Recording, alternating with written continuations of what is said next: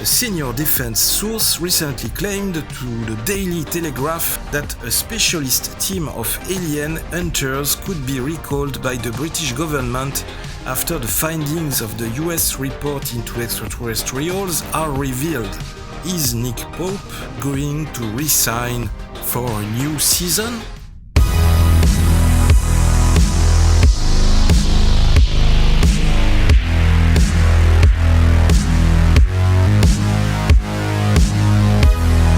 Section 51. Hi everyone, what's up guys? DozGeek here with Section 51. Big thanks again for your support to the channel. As always, first, please hit that like button and share this new video right now to keep supporting Section 51. And don't forget, of course, to watch this video until the end. If you are ready, let's start right now. A senior defense source recently claimed to the Daily Telegraph that a specialist team of alien hunters could be recalled by the British government after the findings of the US report into extraterrestrials are revealed. As you know, in December 2020, US intelligence officials were ordered to compile a report for Congress after a flurry of videos filmed by US Navy and Air Force personnel were leaked. This report should contain evidences collected by UAP Task Force, the Office of Naval Intelligence and the FBI. It seems that the official disclosure efforts launched in the USA are starting now to emulate across the Atlantic. Indeed, in the UK, the now defunct Ministry of Defence division, the MOD, which was axed in 2009 after nearly 60 years of official research and investigations, could once again relaunch depending on the findings of a looming Pentagon report into UFOs. Here is what the source said. I think that if there was enough evidence to suggest that there was something, and that we needed to do it as well as the US, then of course we'd think about it. We'd look at it. There's all sorts of things that we wouldn't rule out, and this would certainly be one of them. The source stressed that the constantly evolving nature of emerging science and technology can suddenly open up whole new universes, and it's still important to ensure the UK does not lose sight of the need to identify and track objects in space and in the airspace. RAF Flyingdales, a Royal Air Force station on Snod Hill in the North York Moors, England, uses to track objects through space, and the source said it could work alongside the US in future. Moreover, Flyingdales is actually part of the United States Space Surveillance Network. It keeps track of spy satellites used by other countries so that secret activities in the UK can be carried out when they are not overhead.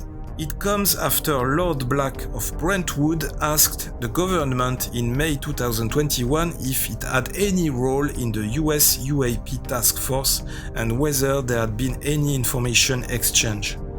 Defense Minister Baroness Goldie answered the UK does not have a role with the task force and has not contributed to the US report. Though added the MOD is aware of it but can't comment further until it is released. Nick Pope, a freelance British journalist, the man called by the media the real Fox Mulder, previously investigated UFOs for the MOD's Secretariat Air Staff, but he also told the Telegraph the job did not involve running around darkened warehouses, guns drawn, like on the TV show The X-Files. He said it was more about checking radar tapes of possible UFO sightings and liaising with Air Force experts, but said halting investigations altogether was a huge mistake. All of this obviously leads us to look at UFO cases in United Kingdom. That's what is quite interesting, because there are more than UFO sightings in the USA. Limiting this study to a single country would be a mistake because it is really a general phenomenon on a larger scale. So there is a long list of notable alleged sightings of UFOs and abductions in the United Kingdom. Many more sightings have become known since the gradual release between 2008 and 2013 of the Ministry of Defence's UFO sighting reports by the National Archives. In the recent years, there have been many sightings of groups of slowly moving lights in the night sky, which were quickly explained as Chinese lanterns. Undertaken between 1997 and 2000, Project Conding, a secret UFO study led by the British government's Defence Intelligence Staff, concluded that all the investigated sightings of unidentified aerial phenomena in the UK could be attributed to misidentified but explicable objects, or poorly understood natural phenomena.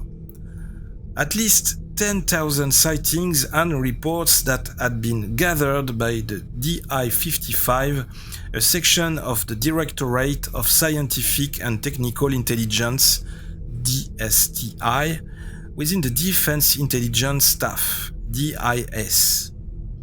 The identity of the report's authors was not made public. This report was a 400-page document titled Unidentified Aerial Phenomena in the UK Air Defence Region. Apart from the famous Rendlesham UFO incident in 1980, we can find, for example, some more recent UFO sightings, like in February 2016, when a large pyramid craft was seen low in a field in Penturch, Wales. The craft ejected a smaller vehicle which was chased towards Smilog Woods. Multiple military planes and helicopters were observed in the area before and after. An explosion was heard close to Smilog Woods. In fact, I sincerely believe that England has more unexplained cases than it wants to officially recognize.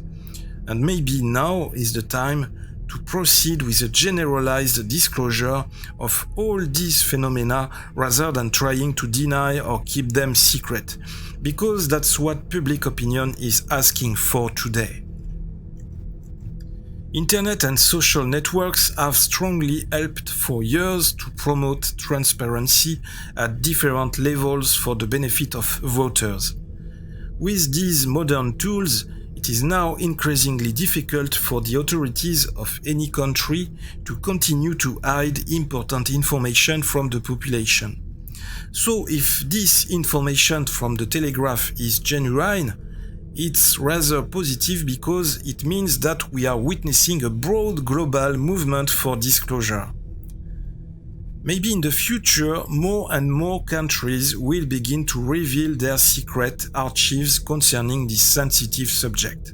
This may increase the chances of one day having access to a greater part of the truth about these contacts with UFOs or extraterrestrial intelligence. We just have to hope that the Telegraph didn't just want to make a sensational article on the subject by surfing on the current trend around UFOs.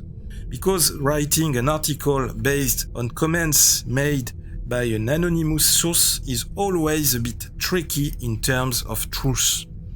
I would have preferred that the announcement be made officially by a political representative of the British government. So, as usual, let's see in the next few weeks how things evolve, in positive or negative. I have to say it would be cool to have official offices in every country that seriously study UFO reports, and also that this information could be communicated in full transparency to the public.